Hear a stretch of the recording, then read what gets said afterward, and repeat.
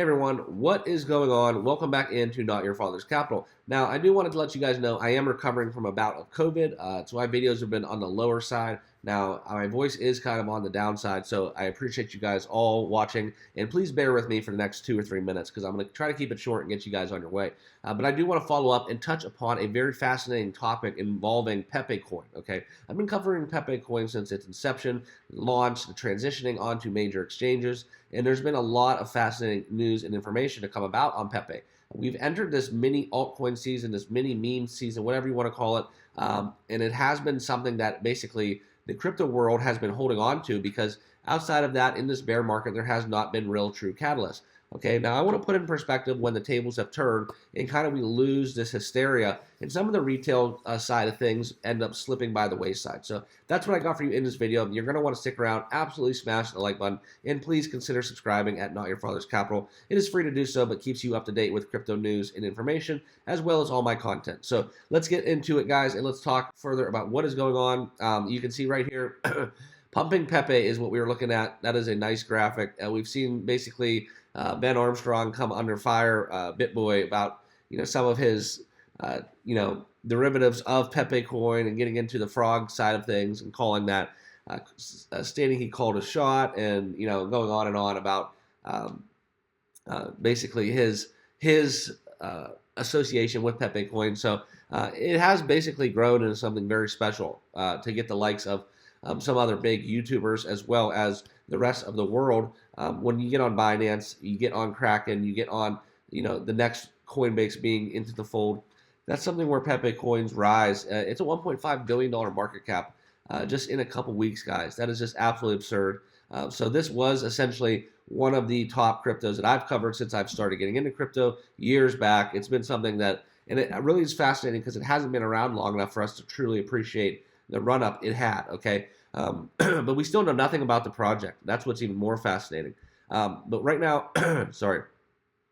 So right now, respectively, what we're seeing is Pepecoin had a lesser of a $2 billion at its peak, while Doge and SHIB trading volume was $70 billion and $40 billion. So that's going to put in perspective that actually where the trading volume lies in comparison to basically the number one and the number two meme coins in total market capitalization. Okay, so these volumes were also during a bear market, which for those of you that were around in 2021, you guys obviously know what crazy environment that was to be trading crypto and where the volume absolutely stood then. Okay, so that is just something to put in perspective as well. Okay, but this is also what we want to talk about. And this is what I want to put into perspective for you guys. It is the liquidity and retail participation in the market for Pepe that is way less than Doge and SHIB. So this is not intended to be necessarily a Doge and SHIB video, but I do want to shout out the Doge and SHIB community because I talk about kind of how you want to develop, right, in low and slow approach. Something I emphasize with Cardano, something I emphasize with, for a lack there of catalyst with Dogecoin. And we've been seeing it from the likes of Floki Inu and SHIB. They come out very systematically, come out and develop and evolve down their roadmap. Okay, with Pepecoin, there is no roadmap. There's nothing to go off of.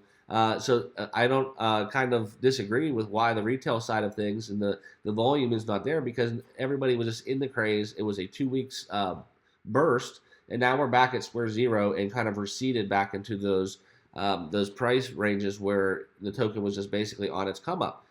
So this is where you got to look further what is going on and what Pepe actually has in terms of impact in the real world. And that is where you're looking basically where the social volume, which we cover as a metric of social media, basically people are not, Pepecoin is kind of fizzling out. However, there are still a lot of believers still out there, okay, and it's not to be intended to be FUD involving Pepecoin, because a lot of people still think Pepecoin has time to run, and this is something where, like I said, it could work both ways. It could be a double-edged sword, guys.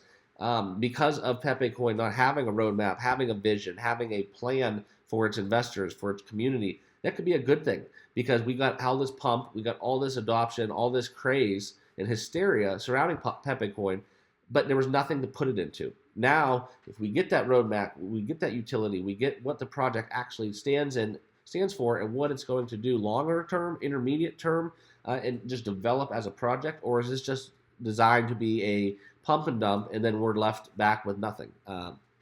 That is what we need to understand. I think when that comes about, that will impact the retail side, the retail sentiment a lot further. I think that's what's going to garner the attention of the retail side. But until then, we kind of have to just go off of what we're seeing on the chart because we have no real data or any information to go off of what Pepecoin is actually here for. So just wanted to share that side of the retail element to you. I hope you guys are all doing well. Please consider subscribing on your way out. And remember, not financial advice. Do your own homework and due diligence with all things crypto and financial. But I want to thank you guys for stopping by, watching this video, and we'll see you in the next one. Thanks, everyone.